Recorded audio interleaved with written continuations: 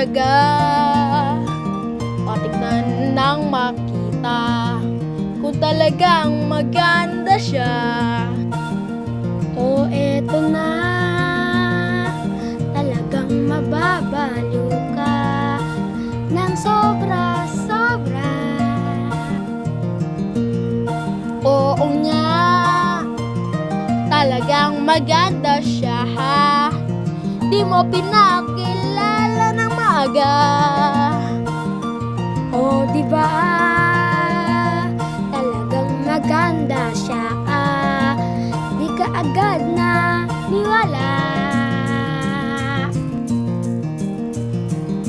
Pakisabi sa kanya kung pwede pa siyang maligawan sa kanilang bahay.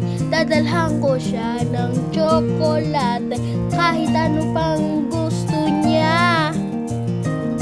Meron ka namang pag-asa, ang kaso nga lang stricto ang tatay niya. Aha, aha, aha, aha, aha. Pero di ako natatakot kahit sino. Pero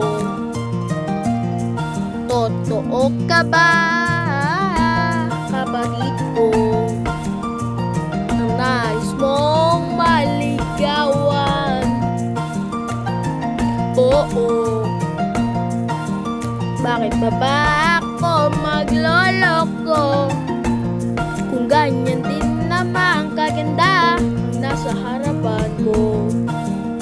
Bakit pa ba magloloko? Pakisabi sa kanya, mahal na mahal ko siya.